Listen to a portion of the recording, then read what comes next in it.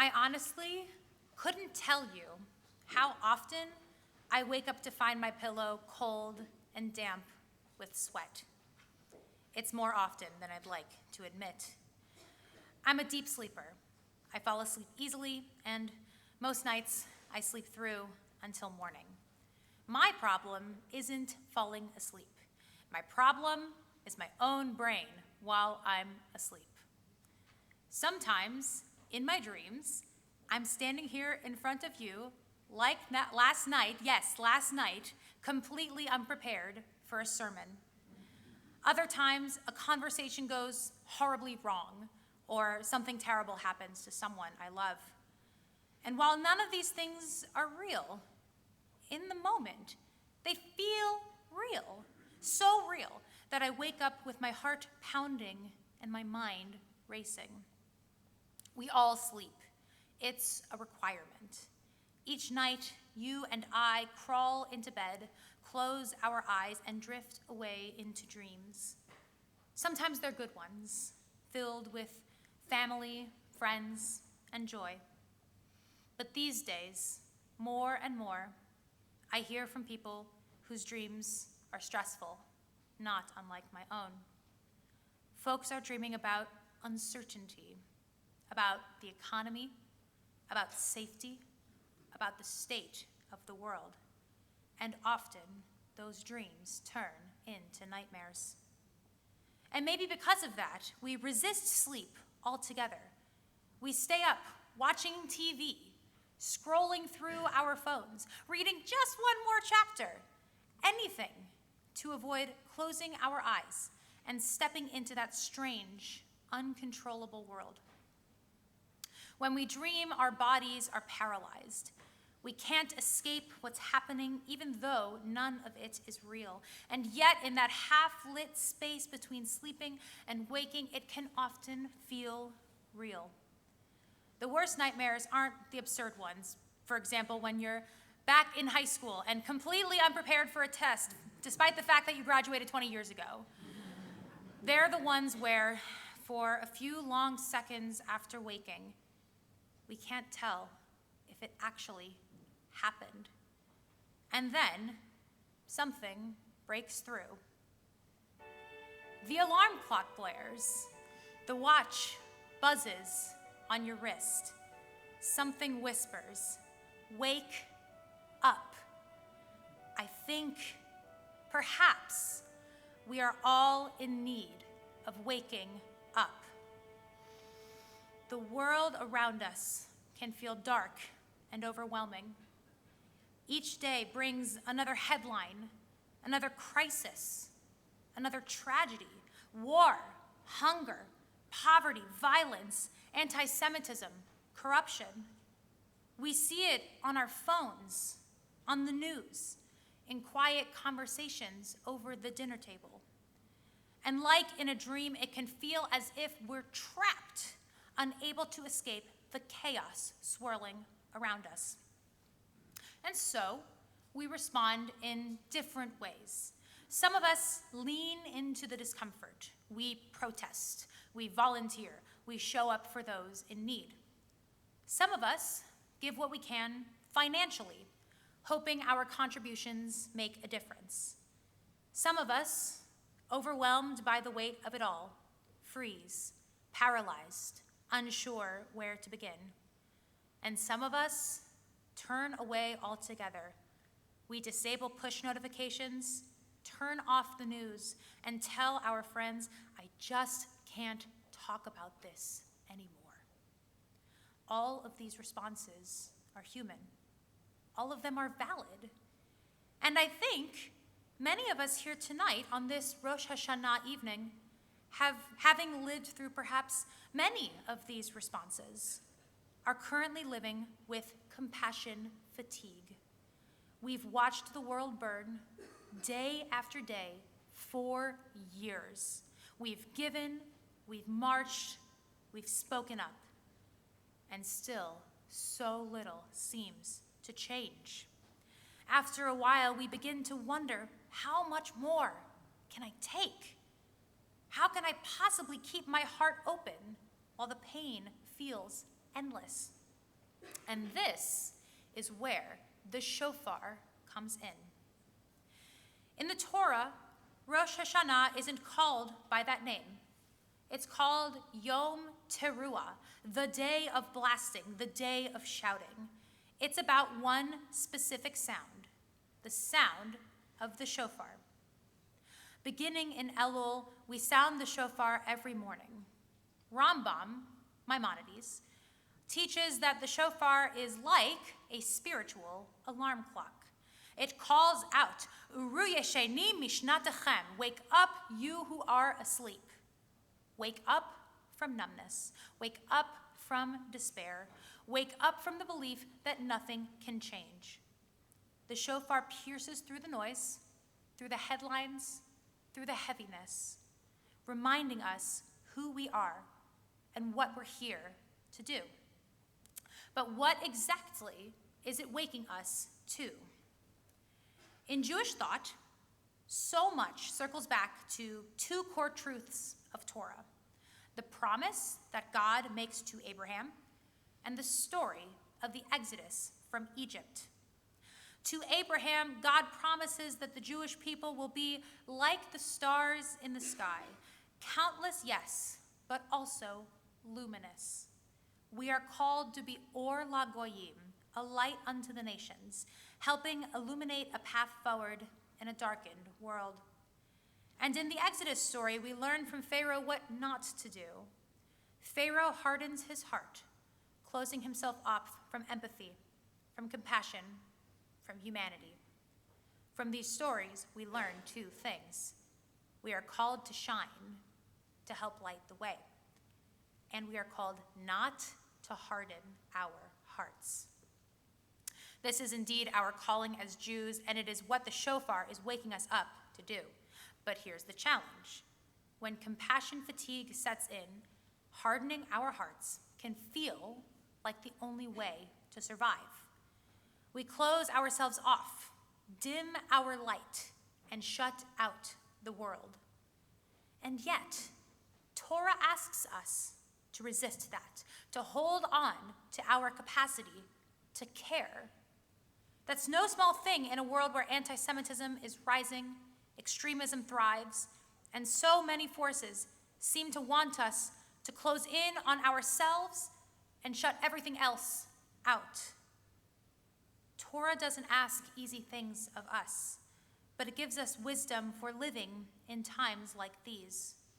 One place we find that wisdom is in the story of creation. On Rosh Hashanah, we read that story for a reason. God begins with chaos, tohu vavohu, and step by step brings order, beauty, and meaning into being. And at the end of it all, God rests. There is a model here, living with intentionality. If we want to stay soft-hearted in a hard world, if we want to avoid burning out while still showing up, we need to act with purpose.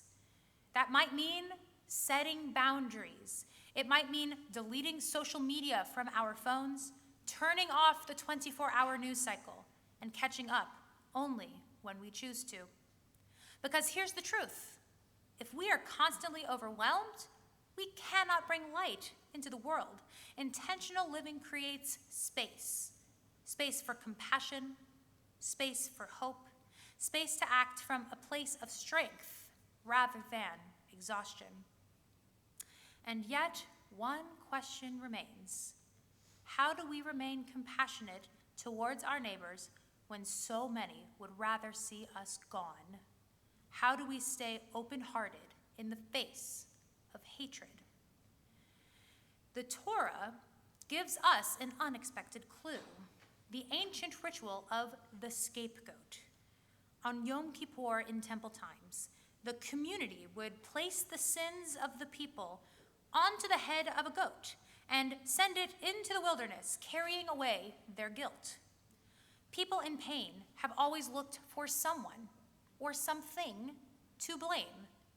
And throughout history, Jews have often been the scapegoat that we once sent to its doom. So how do we love our neighbors when we are their scapegoats? We start by recognizing that hatred is almost always rooted in pain. We can have compassion for human suffering while still refusing to tolerate anti-Semitism, extremism, or violence. This doesn't excuse hatred, but it reminds us that responding with empathy is part of how we keep our hearts open, even as we protect ourselves and one another. This is hard work, and it's not work we're meant to do alone. In the creation story, God creates Adam, but quickly realizes it's not good for the human to be alone. So God creates Chava, Eve, a partner. And God creates humanity as partners too. Partners with each other and partners with God. God could have cared for the earth alone, but instead, God invites us to share the burden. If Adam can't do it alone, if Eve can't do it alone, if even God chooses not to do it alone, why would we think we can? Partnership is what allows us to wake up. It's what lifts us from numbness into action when we share the weight of this world with God, with each other, with community. We find strength we didn't know we had. And so the shofar calls us, wake up. Wake up to the world around you. Wake up to your own power to repair it. Pick up one broken piece and start putting it back together. Maybe you've brought food for our High Holy Day drive. If you haven't, pick up a bag on the way out. Maybe you've donated to Shim. Maybe you held the door open for someone tonight, walking in behind you. These small acts, but together, these small acts mend a broken world, because none of us can do this alone. This Rosh Hashanah, the shofar is sounding. It's calling us to shake off our paralysis, to step out of the dream, to wake up, to action, to possibility, to the hope of a world that is whole. And that word in Hebrew is shalem. And what exactly comes from a world that is whole? It is what we are all here praying for tonight. And it comes from the same Hebrew root, shalom, peace. Shana Tova.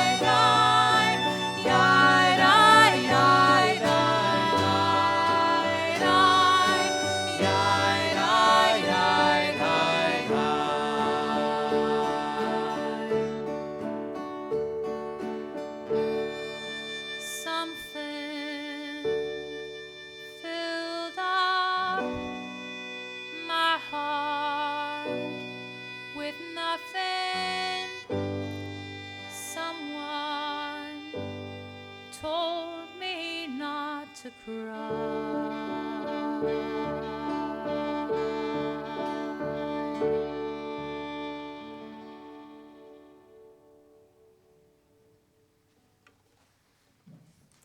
you, Cantor.